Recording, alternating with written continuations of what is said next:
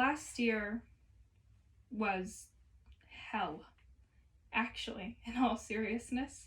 I was going through a lot of personal turmoil. Faced with enormous stress, I suffered an anxiety attack. On some days, I could do no work. On other days, I just wanted to lay in my bed and cry. My doctor asked if I'd like to speak with a mental health professional about my stress and anxiety. Mental health? I clammed up and violently shook my head in protest. I felt a profound sense of shame. I felt the weight of stigma. Even though I had a loving, supportive family and incredibly loyal friends, I could not entertain the idea of speaking to anyone about my feeling of pain. As stated by the World Health Organization, 1 in 4 people will be affected by a mental or neurological disorder at some point in their lives. In a quote by Glenn Close, what mental health needs is more sunlight, more candor, and more honesty. In today's America, if someone were to find out you had a mental illness, they would be afraid of you. Suicide rates are up, and mental health care is at its lowest. Thousands of lives have been lost to a society that built up a stigma against them. From the TED Talks Towards a New Understanding of Mental Illness by Thomas Inzel, and There's No Shame in Taking Care of Your Mental Health by Song Goodell, The Poetry Perfect by Maya Mayer, as well as articles from The Atlantic, the American Psychological Association, and The Healthy Place. Silenced by Stigma, a program because this is a serious issue and their voices need to be heard.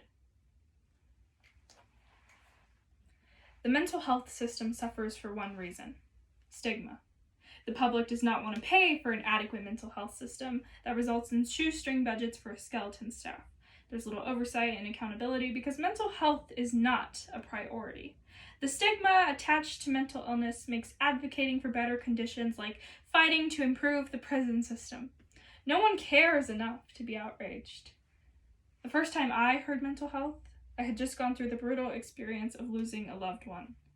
And the school nurse, concerned about what I'd gone through, she inquired about my mental health. Is she mental? I thought. Does she not know? We neither process nor express our emotions. We deal with our problems. Because of those prejudices and misunderstandings, many people are afraid to go public with their illness or seek help. Untreated disorders last year led to an estimated $417 billion in annual costs related to crime, lost productivity, and healthcare. When people used the term mental, what came to mind was a madman with dirty dreadlocked hair bumbling around half naked on the streets. We all know this man. Our parents warned us of him. Mommy, why is he mad? Drugs. If you even look at drugs, you'll end up just like him. Is there something wrong with you? A loose screw or two that ruined your ability to function? Why are you always so tired, your life uninspired and small? All you do is sprawl on the couch with outstretched limbs like a sloth in slow motion. Where is your devotion to succeed? Do I need to force feed you discipline until you finally concede? The most national health and nutrition survey from the Centers for Disease Control and Prevention, published in 2014, found that 7.6% of Americans ages 12 and up fit the description for moderate or severe depression. Among people with severe depression, 35% reported seeking help from a mental health professional. Only 20% of those with moderate symptoms sought help, and 13% of those with mild symptoms.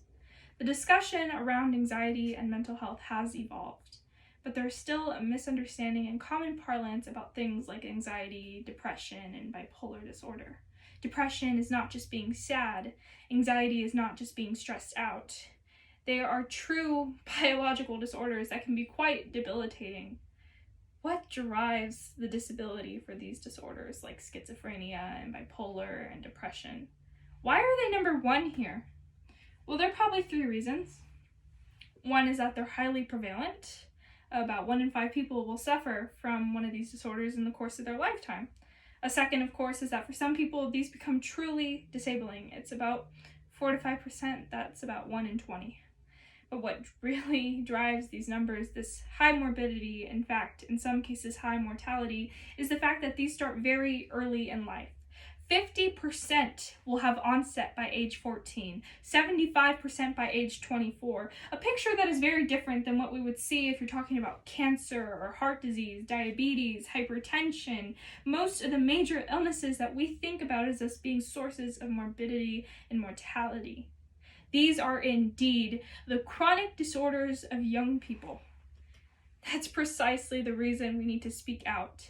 The more we speak out about 3 reasons the mental health system suffers, the more people will become aware of the problems. The more people aware of the problems, the more they'll understand that stigma leads to these conditions. And the more they will accept that mental illness is just a brain disorder, and that we deserve treatment just like any other physically ill person. We need to call attention to the 3 reasons the mental health system suffers: poorly trained, overworked staff, lack of funding, and stigma, in order to change what we cannot accept. We often respond to mental health with distance, ignorance, guilt, fear, anger, but few other cited known causes of mental illness like genetics, socioeconomic status, war, conflict, or the loss of a loved one. The stigmatization against mental illness often results in the ostracizing and demonizing of sufferers. For me, the stigma is even more personal. In 2009, I received a frantic call in the middle of the night. My best friend in the world, a charming, handsome, brilliant, philosophical young man, was diagnosed with schizophrenia. I witnessed some of the friends that we'd grown up with recoil. I heard the snickers, I heard the whispers, derogatory, demeaning commentary about his condition, words we would never say about someone with cancer. Somehow, when it comes to mental illness, our ignorance eviscerates all empathy. But I stood by his side as his community isolated him. Tactically, I became passionate about mental health. I helped found the Mental Health Special Interest Alumni Group at my college. I saw students struggle and unable to speak to anyone. Even with this knowledge and with their stories in tow, I in turn struggled and could not speak to anyone. When I faced my own anxiety, so deep is our fear of becoming the madman. Over the past 2 decades, people have learned more about mental illness, and most believe treatment is effective. However, the public is now more likely to believe that people with mental illness are dangerous and unpredictable. A result? We suffer in solitude, silenced by stigma. In addition to the lack of will to improve things, stigma causes people who speak out to be questioned. As I said to the reporter, it's as if they think that just because we're psych patients means we don't have any idea what's happening to us. Our allegations are not taken seriously, and even when proven true, there's no will to fix things. What I've been talking to you about so far is mental disorders, diseases of the mind. That's actually becoming a rather unpopular term these days, and people feel that for whatever reason, it's politically better to use the term behavioral disorders and talk about these as if they're disorders of behavior.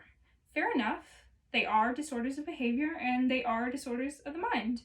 But what I want to suggest to you is that both of those terms, which have been in a play for a century or more, actually are now impediments to progress. That we need to conceptually make progress here by rethinking these disorders as brain disorders. That is precisely what we do today when we decide that everybody with one of these brain disorders, brain circuit disorders, has a behavioral disorder. We wait until the behavior becomes manifest. That's not early detection, and that's not early intervention. We need to realize that our mental struggles do not detract from our virility, nor does our trauma taint our strength. We need to see mental health as important as physical help. We need to stop suffering in silence. We must stop stigmatizing disease and traumatizing the afflicted. Talk to your friends. Talk to your loved ones. Talk to health professionals. Be vulnerable. Do so with the confidence that you are not alone. Speak up if you're struggling. Being honest about how we feel does not make us weak. It makes us human. It is time to end the stigma associated with mental illness. So the next time you hear the word mental, do not think of the madman. Think of me. Thank you.